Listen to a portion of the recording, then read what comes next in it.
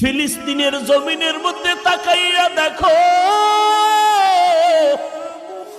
মায়ের সামনে সন্তানকে জবাই করা হয়, সন্তানের সামনে মাকে হত্যা করা হয়। রে যুবক, পানি পানি বলে চিৎকার দেয়, পানি নাই, চিকিৎসা নাই, কোনো খানার আয়োজন নাই।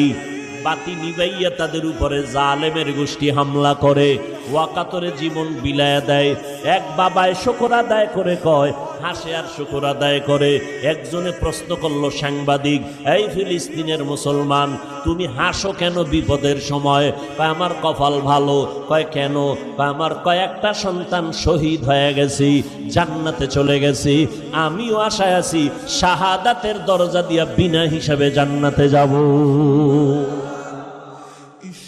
এরে নবীর উম্মতের দল, তুমি যদি নেতার জন্য জীবন দিতে পারো, তুমি যদি দলের জন্য জীবন দিতে পারো, যারা আমার মাওলার আশিক, যারা আমার মদিনাওয়ালা নবীর আশিক, ওরা কেন নবীর জন্য জীবন দিবে না?